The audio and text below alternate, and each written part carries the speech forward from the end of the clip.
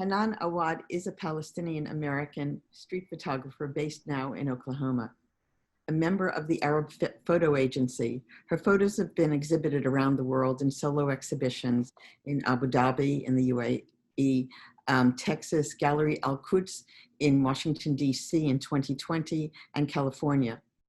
Photographing disappearing places and traditions, Hanan's photos document the tragedy of the physical and cultural forced displacement of Palestinians and narrate the story of Palestinian resilience and resistance against the colonialist occupation of Palestine.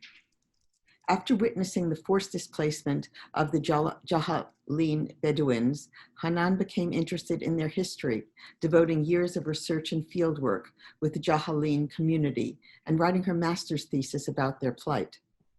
In 2012, she established the Olive Tree Project that plants 1,000 olive trees in Palestine annually and benefits every time you buy one of her photographs. She holds a BA from Rutgers University in New Jersey in Middle Eastern Studies and a master's in Latin America and the Middle East from the University of Central Oklahoma. She earned a filmmaking certificate from New York Film Academy. I'd personally like to thank Dagmar Painter, Curator Emeritus at Al-Quds Gallery at Washington, D.C.'s Jerusalem Fund, for introducing me to her work in her last show at Al-Quds. I now have the pleasure of introducing Hanan Awad, who will discuss her work. Thank you, Hanan. Thank you so much, Nancy, for this beautiful intro, and very nice to see you again. And it's also another surprise. Oh, I know this beautiful face. Nice to see you. Thank you, Faisal, for inviting me and allowing me to share my part. And thanks, Sana, for a beautiful presentation, beautiful, unique art. So let me know, Faisal, when you're ready with my presentation, so I could talk a little bit about. Yes, you go ahead. You can go ahead and share your presentation now. Okay. Do you see it? No, you have to share it. You need to go to the bottom of the screen and click on Share Screen. Yes. Here we go. Not yet. There you go. Now. Okay. You got it. Got it? Yep. So talk us through it. Okay. Here we go. So I'm just going to talk a little bit about me and my family and where I'm from. This is actually a picture of 1946, and this is a picture of my father, who's standing, the little boy, and my grandfather, who has his hands on my father's shoulders, my grandmother, and my two aunts. I'm originally from a small village called Deir Debwan, which is around like 9 miles away from Jerusalem city, and around 4 to 5 miles away from Ramallah city. And I grew up there. There's my parents, my mom and dad, and that picture is in 1963 in Ramallah city. And there's my parents in 1970. In 1987, there was the first intifada, and schools shut down. Curfews were almost daily. And in 1989, we decided to move to New Jersey, where I finished high school and college. I studied Middle Eastern Studies as undergrad at Rutgers University in New Brunswick, and I had my master's also in Middle Eastern Studies. Photography came actually like later in my life. Because I grew up in a small village, we always visited in the springtime and the summertime, and I always was fascinated with the nature in Palestine. But of course, I never forgot that Palestine and Intifada, occupation, wall, resistance, it all played a role in me taking pictures. Photography came later in my life and got interested in it when I joined New York Film Academy. I joined New York Film Academy for filming, but I saw myself taking pictures. One spring, I took a lot of pictures and I posted them on social media. And a friend of mine in Abu Dhabi who owned a cafe called Cafe Arabia, it was an artistic cafe. And she asked me if I could exhibit my pictures in the springtime in Palestine in her cafe, since she's actually a refugee in Lebanon and never visited Palestine. So this actually was my first exhibition. It came up, and then I took it further. So these are like one of the first pictures I started taking. And we called actually that exhibition in 2012, Spring in Palestine. But later, photography became more than a still image to me. It became a vehicle for social and political change, and I will explain how. These are also still images from Palestine to actually challenge the Zionist myth, let's say, that said a land without a people for a people without a land. And I'm like, no, Palestine had people, and Palestine had civilization, cities, villages, peasants, farmers, urbanized people, Bedouins, mixed, Jerusalem, Christians, Muslims. So it became, my photo became as a, let's say, a challenge for that myth. So I started taking pictures that shows Palestine prior 1948. This image actually means a lot to me, both of them. The one on my left is in Akka, and the one on the right is in Jerusalem. Here you see the architect, the arches, and how similar they are.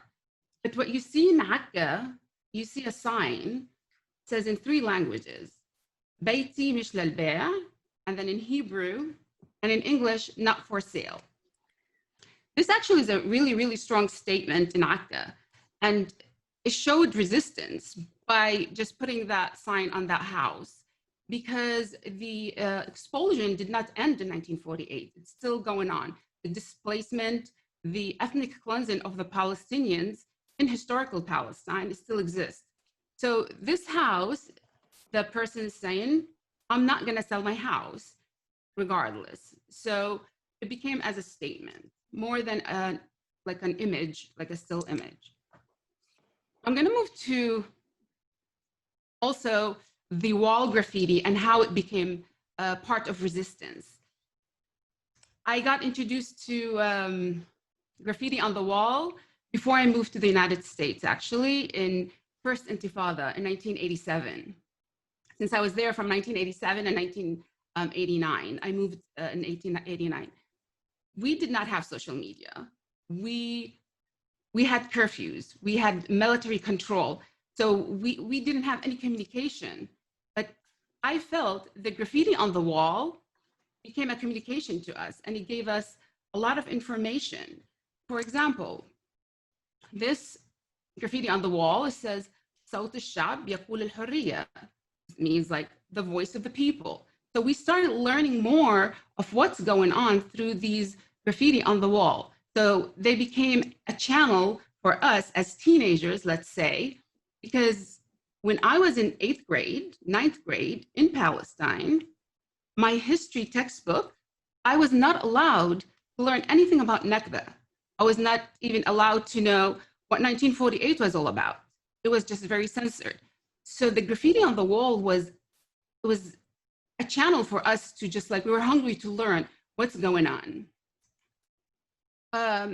There's another graffiti here. And you could see Atfal al-Hijara, the 2 youngster who are throwing the rocks. Then you see a Palestinian who got arrested. So we started knowing that, oh, there's something going on in Gaza, even if I'm in Ramallah. And then you see Jerusalem, something's going on in Al-Quds, even if I'm in a small village, just from these graffitis. Then of course, who doesn't know Banksy, the British artist, who also his art became known for his struggle for freedom. And he became really famous after the segregation wall, after 2000 in Palestine. He had multiple famous graffitis, as you see here, and then they opened a shop for him. If you see, there's like Banksy shop and there's an arrow. where they sell all these posters of the graffiti, pictures on mugs, little things, just to remind you of his drawings. And of course, this graffiti, these pictures, images, are for two well-known persons who actually did a lot and influenced a lot in as a Palestinians in Palestinian resistance, Palestinian struggle for freedom. And on the left, we have the well-known writer Ghassan Kanafani, and on the right, Najil Ali. Najil Ali did a character called Hanzala, which is the kid who never grew, the refugee kid, the Palestinian refugee kid. And also, this opened our eyes for the refugees who we, as Palestinians who stayed in Palestine, we now introduced to this kid who were Palestinian, but he was expelled. So he became a refugee. So it gave us the connection that we are one but separated. And that's actually like a recent graffiti, like maybe 2-3 years ago. And you see how Statue of Liberty holding Hamdallah, the little kid, and it means a lot. Then we go back to Ghassan Kanafani, and this statement says, لماذا لم تقرأوا جدران الخزان?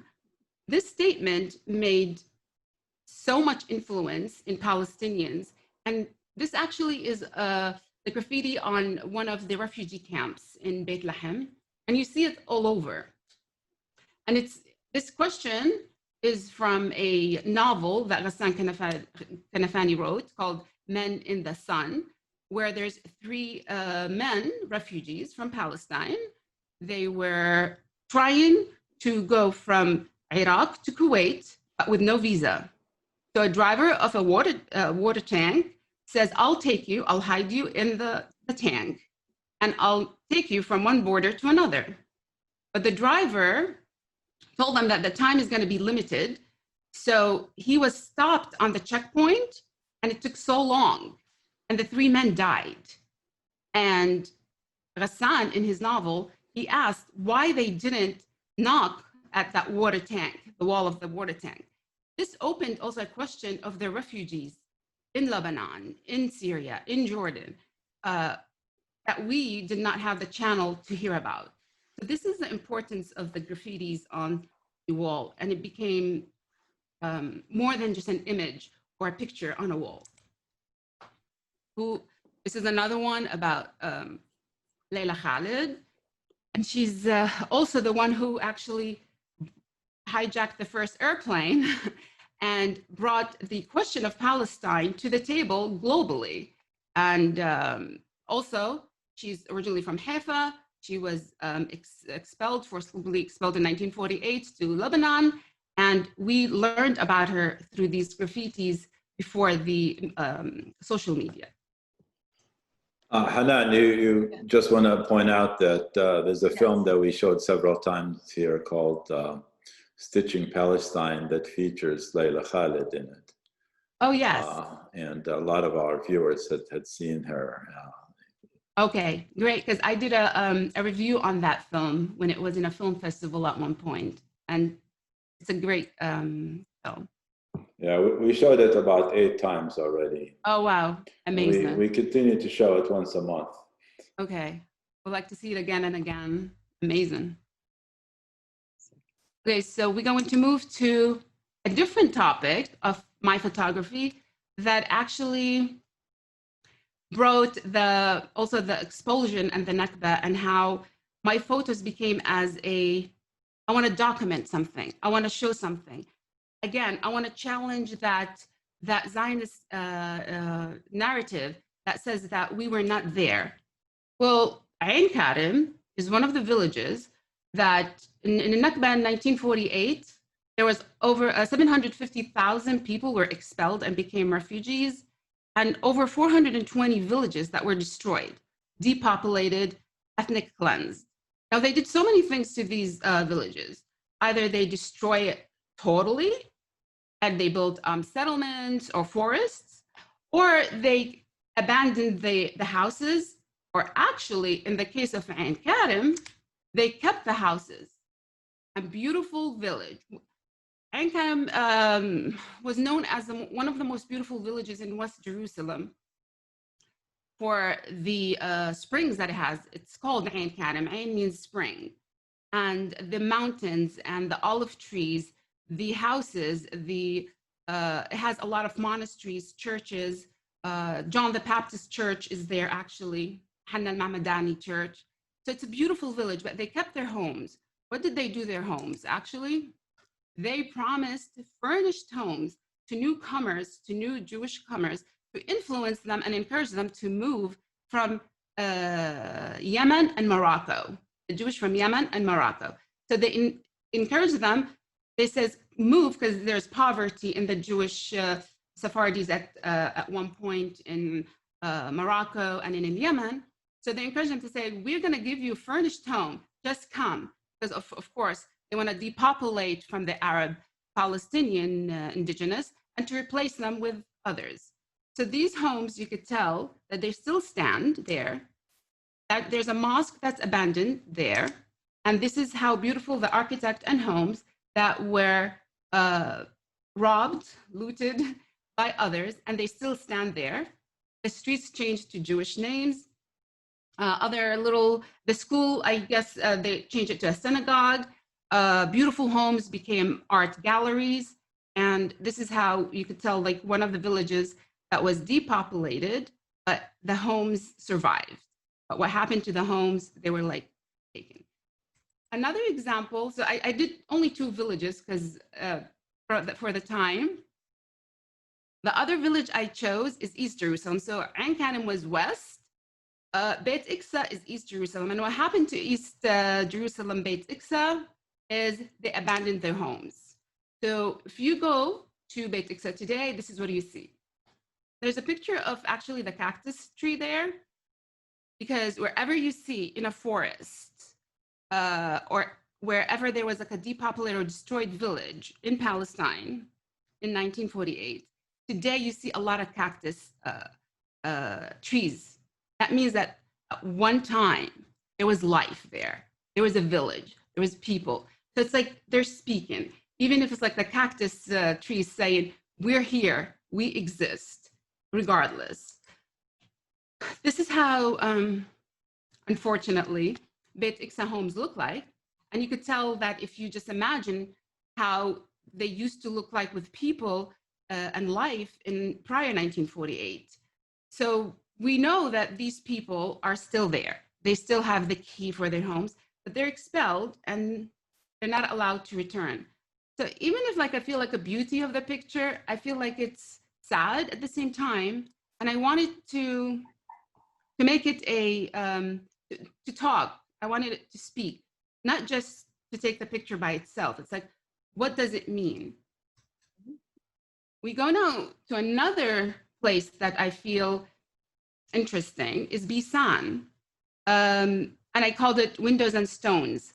There's also, it's another challenge for me as a photographer or as someone who holds a camera and taking a picture in Palestine, to look at this stone, this black stone that's in Bisan. Bisan was destroyed and depopulated, but whatever left was taken over, whether they abandoned some homes, destroyed, or actually populated it, like they lived in it. And I was asking, why is the stones like Yusuf, East Jerusalem, Beit Iksa homes, we looked at Ain Karim, but why is the stone is black in Bisan? Apparently, this is the abandoned mosque in Bisan.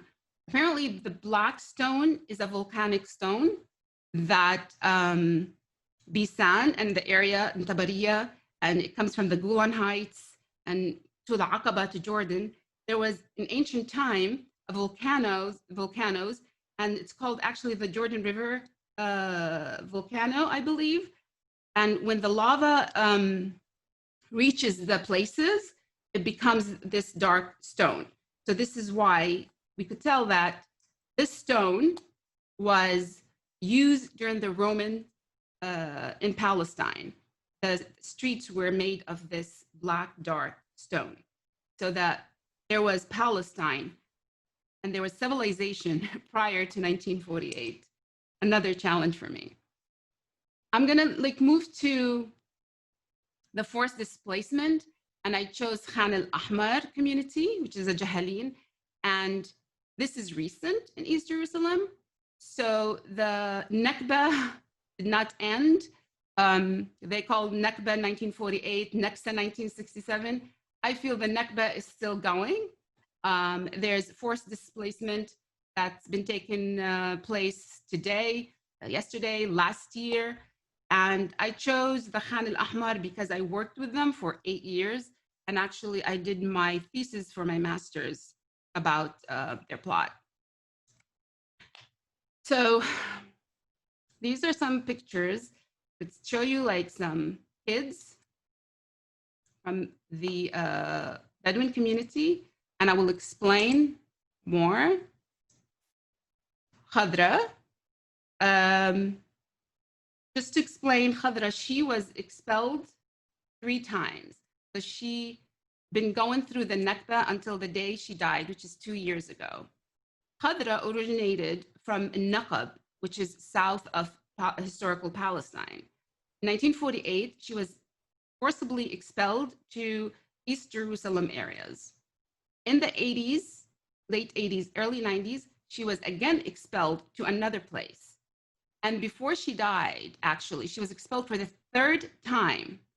And you could tell that she's over 100 years, that she's older than what they call the state of Israel. So this is also another challenge for me to say that look at this indigenous face that existed before 1948. And there's another Bedouin woman. I don't know if anybody's familiar with this sheikh. His name is Sheikh Sayyah, and he is from Naqab, and he's from a village, a Bedouin village called Al-Araqib, which was actually destroyed hundreds of times. They destroy it, he built a tent. They destroy it, he built a tent hundreds of times. Many times he was in prison, but it shows the steadfastness and that you destroy, we built, and we're not going to leave. So that's another Bedouin. So I showed men, women, kids, even animal are under the threat of being displaced and being hurt. I'm going to move now to actually something really dear to my heart, which is the olive tree in Palestine. And since I grew up in a house that's surrounded by Roman olive trees, and remembering my grandmother with the olive harvest and how it used to be as a wedding, everybody gathers, and how it changed due to military control and due to occupation. The most interesting thing about the olive tree, I mean, it has beautiful characteristics, but the trunk of the tree, you could tell actually the age of the thickness of it. And it says that in Palestine, the Roman olive trees are 2,000 to 3,000 years. And it says like there's one actually over 4,000 years in Beit Lahem. And you could tell that how beautiful and big the olive tree is. So you could see the trunk here. Now, the importance of the olive oil, so many things. Don't forget the mankusha, you know, the zayt zatar, the zayt and khubz, the bread and oil. We use it on our hummus. There is no Palestinian kitchen that you won't find olive oil in it. It's one of the heritage and cultures that we have as Palestinians. It's so important for so many reasons. And the first picture on the left is sabun nabilsi, or the olive oil soap. And why is it really important? Because it's actually the sabun nabilsi, or the olive oil soap, has been a tradition since the 10th century in Palestine. And it used to be actually exported to Europe and all the Arab world. And it says that Queen Elizabeth of England At one point, it was her favorite soap, and they used to export it to her, the sabun nabilsi. What happened is after the Intifada, um, the Israeli military attacked and invaded Nablus many times and shut down the factories of the soap. That was a tradition and a culture for many, many years. And unfortunately today, these beautiful soap factories, you go to them as a museum, and they don't have them anymore. This is what they do to the olive tree. The Israeli military, because they know that the olive tree is like a symbol of peace and resistance to us, and it means so much in different ways to the Palestinians. So there's a way for them to hurt the tree, not just the animal or the kid or the land or the house, even the olive tree. Many ways to destroy the olive tree, whether they uproot it, they cut it, or they bomb it. So they actually kill it as if it's a person. And actually this person is the owner of the tree. And he goes, when this took place, they felt like they lost a member of the family, as if someone died in their house. This is how important the olive tree in their life. But they destroy, we try to plant. This is very recent, planting olive trees in Palestine. But no matter what, even if we plant millions of trees, we're not going to replace the Roman olive tree that's been there for thousands of years and hundreds of years. But it's a peaceful resistance to say that we're always going to be there and we're always going to put that tree back, no matter what. And I always say that the olive tree is the soul of the land. It's يعني روح الأرض هي شجرة الزيتون in Palestine. And I'm going to end up with the picture that I started with, Palestine in 1946. So anybody has any questions or anything? I think there's a question that came in. Yes. From Zain Nuruddin. Sure. Yeah, that says, what goes through your mind when you feel you've captured a powerful or resonant image? Thank you, Zain, for an interesting question. I feel I want to bring it to you, Zain, to everyone. It's not mine. I'm just the medium. I'm the bridge. I'm the messenger between. So I feel when I see something, I'm like, I need to share it and I need to talk about it and I need to unite it with people. Hanan, from me, because I've heard you talk about it before, do you Yes. describe the Olive Tree Project and how we can support it by buying your photography? How did the Olive Tree Project started? It started when I mentioned that a friend asked me to, in 2012, a friend asked me to exhibit my spring pictures of Palestine in her cafe. And when people came, they started wanting to buy these pictures. And I'm like, no, my purpose was to show about Palestine. I'm the bridge to explain as part of my struggle and resistance. I'm not gonna sell a picture and make money off of it. And then I said, wait, you buy a picture, I plant olive trees. That started 2012. And since then, every year I plant 1,000 trees just because of that initiative that I took. And we have over 9,000 olive trees planted since then. And I will continue for as long as I live to do so. And there's a question from Bisan, whom you know. Yeah. How do you find the information about the photographs you take? I feel like much information is lost or destroyed. Okay, so don't forget, my undergrad studies was Middle Eastern Studies. My masters were in Middle Eastern Studies and Colonialism. I'm a researcher. I do photo essays mostly. So I exhibit a lot of photo essays as much as I exhibit photos, still photos. And the photo essays are, I have 28 of them now, which is there like you saw maybe 3 or 4 of them as an example. I go, I touch, I interview, I research, and I make sure that I bring the story. So I'm into oral history, so I interview a lot of people. I have an archive with interviews, uh, and I read.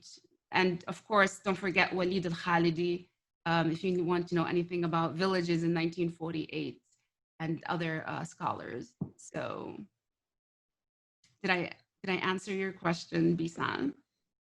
I hope so. Yes. Another question.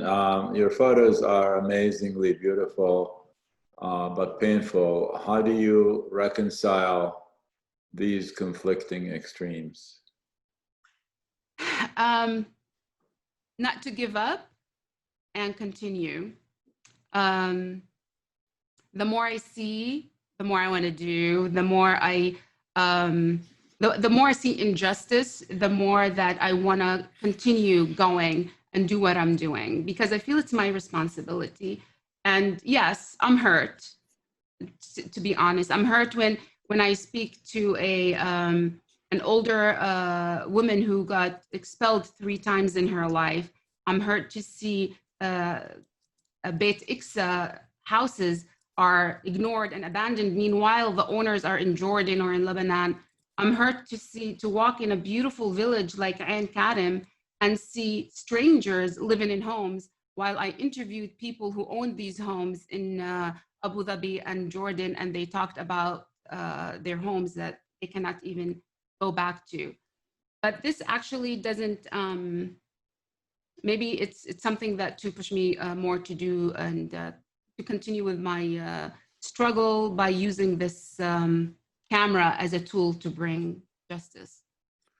Hanan, there was a question about what kind of cameras and lenses do you use for the different scenes that you take? Okay, so because I started New York Film Academy, they use Canon. So I started with Canon Mark II, 5D, and I moved to 5D Mark IV, and I have different kinds of lenses. I have micro, I have the wide lens, I have so it's like, and it depends how, where I am, take the picture. So I take 2 cameras, and I have 2 lenses and 2 cameras at one point, and there's another lens on my back. So it depends on where I am at that moment. But I would like to have Leica, a German-made camera. Do you manipulate your photographs at all afterwards? What do you mean exactly? Like, do you do photo editing? Not because I'm new to the Lightroom too. Like, so I'm not like, when I go to Photoshop or Lightroom, it's very difficult for me, and I feel like I mess up the picture. I might maybe enhance the picture. Sometimes I'll make it black and white, but I keep it the way it is. And do you have any plans immediately to make a book or a film based on your work, or the desire? I made short films in the past because I started filming in New York Film Academy, but I moved to photography. And I have so many video clips about so many things that I could put together at one point. Editing is my weakness when it comes to that with film. It will take time. I have an article about the Jahalin Bedouin that was published in Jerusalem Quarterly, and I would love to publish more for sure. Thank you. It's been an honor. Oh, same here. Same here, Nancy. We're going to wrap it up, I think. We're out of time, unfortunately. I know we can go some more, but we've got to wrap it up. I'd like to thank the talented artists who joined us today. Sanat Farah Bshara, thank you, Sanat, for your inspiring work. And also our thanks to Hanan Awad for her great photography and uplifting images and the story of resistance and preserving of the oral histories and the histories of Palestine. Thank you, everybody. I would like to thank people who joined us on Zoom, as well as the people on Facebook. We will have a recording of this episode available on the museum website and possibly on YouTube also. And there's also a recording of the Facebook version that will be made available right after the end of this program, that people can go to Facebook and see it again or share it with their friends. The Palestine Museum US is dedicated to preserving Palestinian history and celebrating the artistic excellence of Palestinians around the world. We appreciate your support, and we continue and we look forward to further episodes in the next weeks. Thanks again, and as we always say at the end, ma'a salama.